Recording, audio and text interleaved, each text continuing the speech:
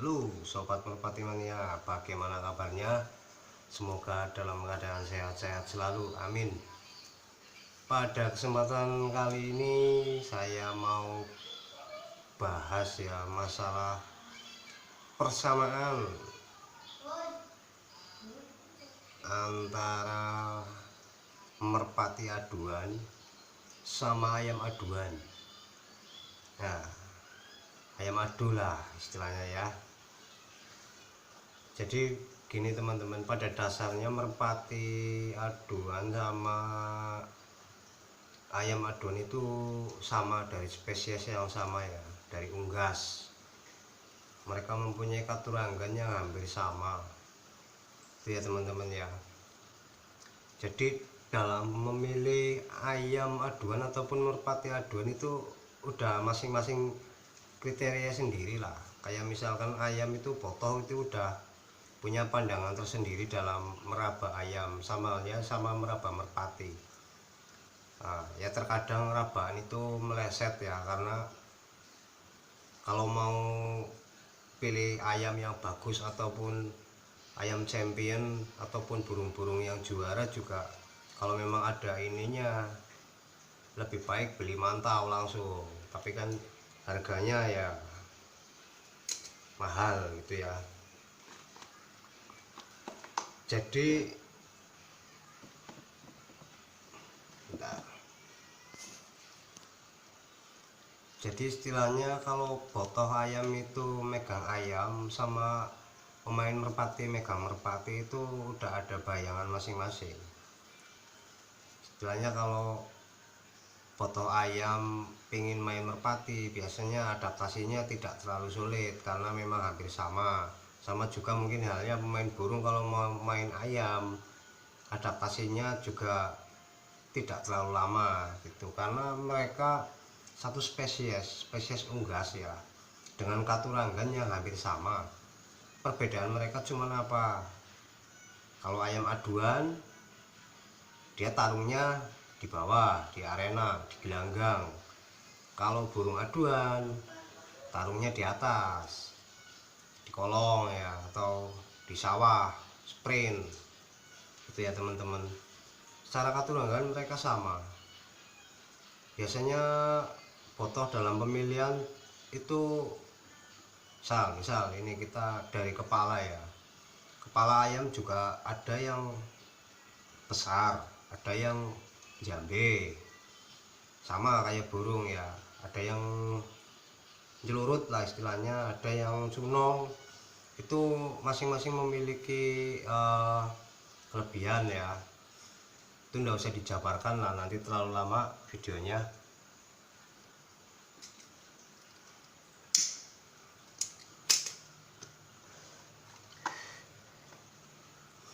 Cuman mungkin akan saya terangkan untuk fungsi-fungsinya aja, sama fungsinya juga sama.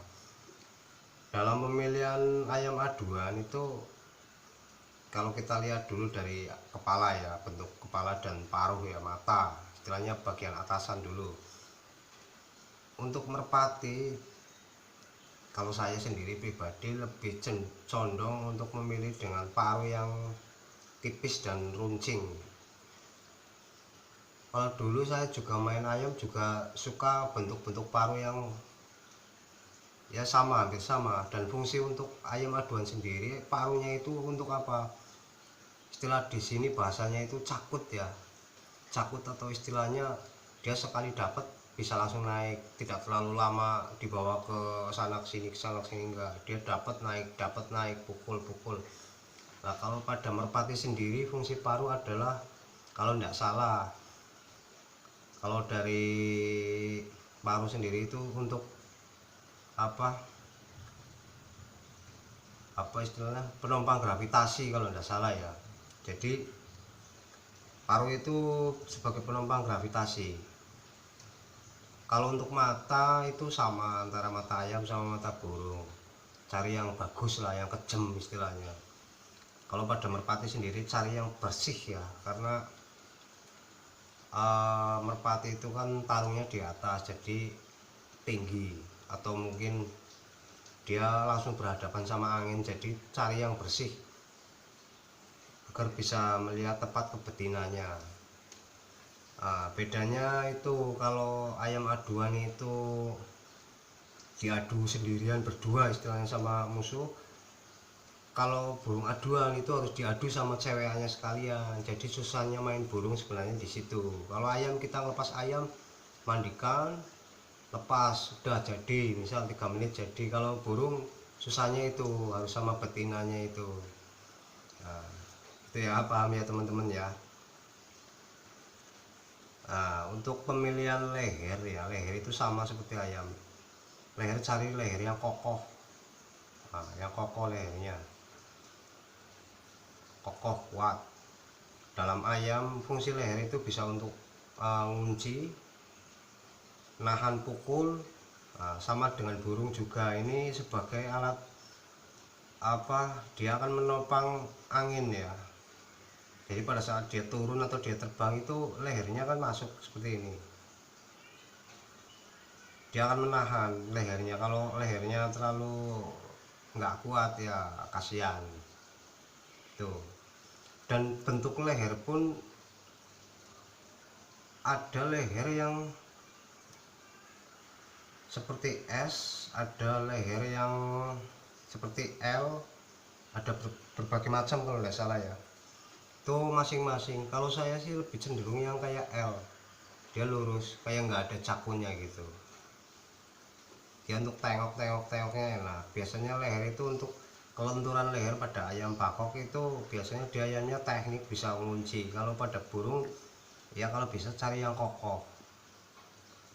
Kalau untuk tulangan pada merpati ya, kalau tulangan hampir sama dengan ayam dengan tulangan yang tebal yang kasar, dia cenderung lebih punya tanda pukul yang bagus.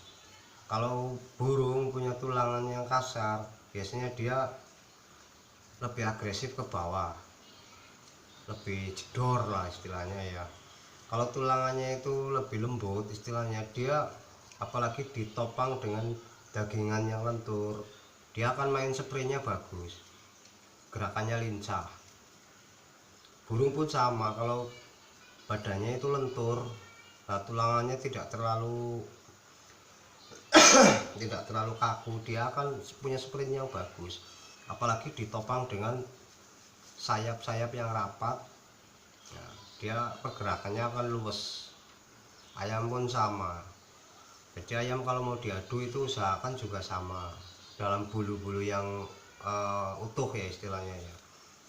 Nah, kalau ayam bulunya copot, dia bisa disulam, bisa disambung. Kalau burung merpati nggak bisa. Kalau ekornya udah patah, nggak bisa kita sambung. Kalau ayam masih bisa disulam. Bayar 60.000, 100.000 jadi tarung lagi. Nah, gitu ya. Untuk kaki fungsinya itu sama lah. Kaki kalau di ayam sama merpati itu sama. Kalau di ayam itu kaki sebagai senjata utama, kalau di merpati kaki adalah senjata terakhir untuk landing. Ini untuk ketahanan di bawah itu. Kalau ayam punya jalu, kalau burung nggak punya jalu, tapi sama-sama 2 kaki 4 jari ya. Bentuk kakinya pun ada yang seperti L, ada yang tegak berdiri, itu ada macam-macam jenisnya di ayam. Kalau di merpati sepertinya hampir-hampir sama lah. Kalau di ayam itu dari pola kakinya itu udah beda untuk cara pukulnya. Ada yang kakinya lurus, biasanya untuk arah pukulannya itu leher ke atas. Kalau untuk yang agak nyiku itu dia akan main di leher ke bawah gitu ya teman-teman. Untuk sayapnya sendiri itu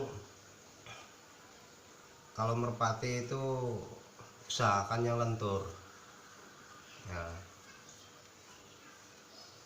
sama ekornya yang lentur. Kalau masalah postur, mau dia jantung mau dia panjang sih relatif sama ayam juga sama. Kalau badannya dia agak panjang, biasanya dia bisa main dorong atau Untuk main dorongnya itu enak. Kalau untuk merpati dengan tipe-tipe model panjang, ditompang dengan tulangannya agak merauh, biasanya dia burungnya akan bisa main tali loncat-loncat dolphin.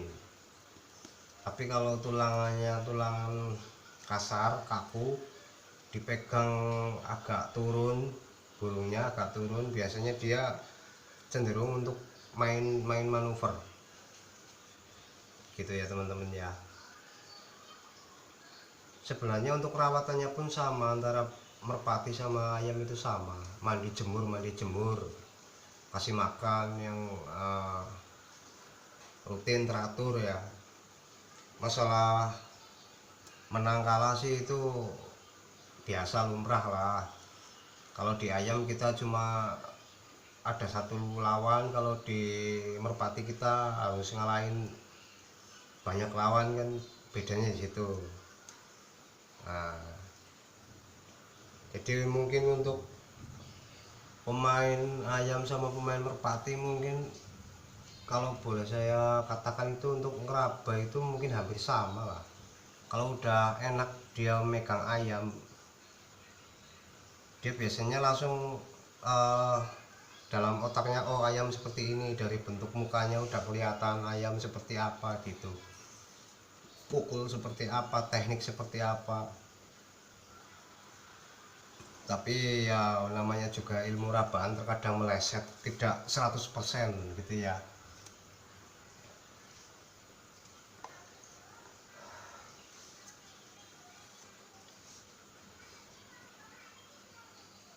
Kalau saya sih, pesan saya sih untuk teman-teman sepenghobi ya, baik itu ayam adu maupun apa namanya burung merpati aduan itu,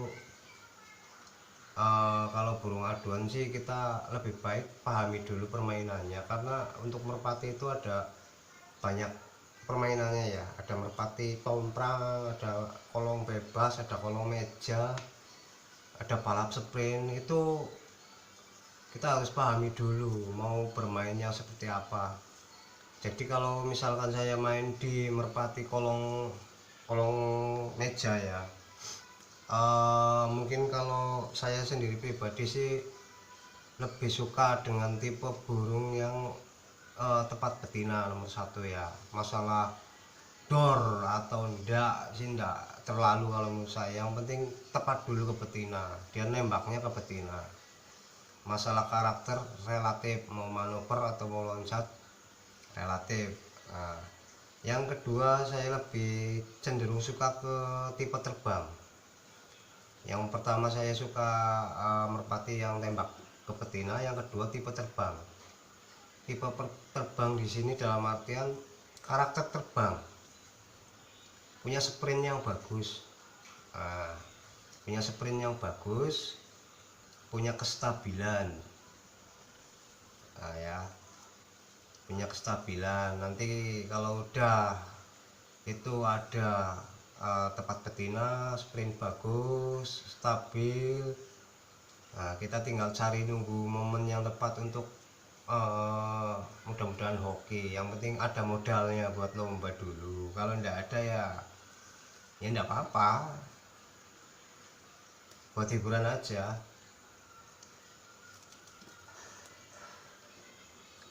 Jadi istilahnya dalam merpati kolong meja itu harus balance ya, keseimbangan antara terbang, kestabilan, sprint sama landingnya itu harus balance, seimbang. Terlalu jedor pun kalau tidak tepat betina juga akan rusak malah burungnya. Mungkin beda kalau untuk lapak bebasan ya, karena dia pakai matras atau pakai busa. Nah, jadi kan permainannya itu beda-beda, tinggal kita sesuaikan dengan permainannya, kita cari burung yang tepat untuk permainan itu. Jadi jangan asal-asalan mirip burung. Misalkan mau main di kolong bebas tapi teman-teman pilihnya burung balap sprint, ya kadang-kadang bisa tapi susah, dia susah untuk lambung. Nah gitu. Kalau masalah terah sih ya pengaruh, semua burung itu punya terah, cuma biasanya untuk terah itu sendiri dipakai untuk burung-burung yang memang udah punya nama lah ya, burung-burung yang berkualitas. Tapi pada intinya, pada dasarnya semua burung kan ada terah, ada silsilah, ada keturunan gitu teman-teman. Jadi tetap semangat, tetap belajar bersama, jangan bosan-bosan ya untuk selalu berusaha gitu. Masalah kalah menang itu udah biasa ya lur, yang penting dinikmatin aja. Oke, terima kasih, semoga bermanfaat. Jangan lupa like, komen, dan subscribe. Oke.